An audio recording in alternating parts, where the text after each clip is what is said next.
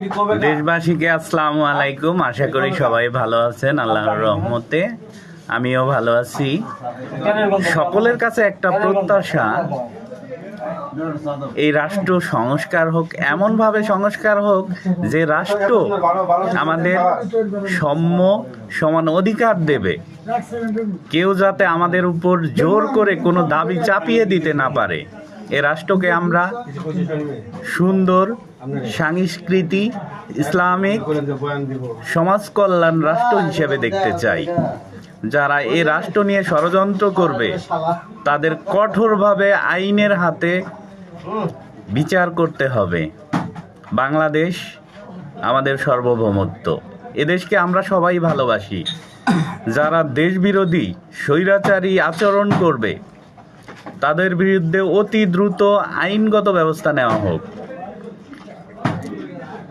ঘুষ, গুম, খুন, নির্যাতন, নিপীড়ন এগুলো থেকে যাতে প্রত্যেকটা রাজনৈতিক দল বিরত থাকে, সাধারণ নাগরিকের কথা ভাবে এবং তাদের কথা বলে।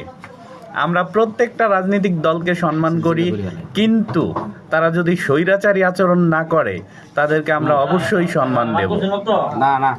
একজন স্বৈরাচার কখনোই সম্মানিত হয় না। আমাদের দেশ, রাষ্ট্র, সমাজ ও কল্যাণ ও দেশের মঙ্গল বয়ে আনবে এমন রাজনৈতিক নেতৃত্ব আমরা সামনে দেখতে চাই। প্রত্যেকটি রাজনৈতিক দল তাদের সুস্থ চিন্তা ভাবনা দিয়ে আমাদের দেশটাকে আরো সামনে এগিয়ে নিয়ে যাক, এই প্রত্যাশাই করব।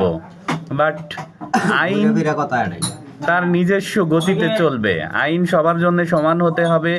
দেশ ও দেশের মানুষ যাতে আইন ব্যবস্থার উপর আস্থা রাখতে পারে, বিচার বিভাগের উপর আস্থা রাখতে পারে, এরকম একটা দেশ চাই আমরা। আজকে আপনি নির্বাচন করে নেতা হবেন, কালকে ঘুষ খাওয়া শুরু করবেন, এরকম নেতা আমরা চাই না।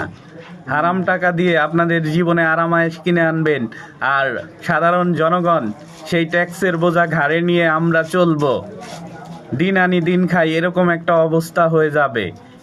এদেশকে উন্নয়নের দ্বার প্রান্তে নিয়ে যেতে হবে। এদেশ যাতে পিছিয়ে না পড়ে সে কথাগুলোই প্রত্যেকটা জনগণ আশা করে। তাই আমরা সবার সাথে সম্য ও শুভ কামনা, ভালো আচরণ আশা করি। আইন ও বিচার বিভাগকে একসাথে সমন্বয় করে সুন্দর একটা বাংলাদেশ গড়তে চাই। সবাইকে ধন্যবাদ। আসসালামু আলাইকুম।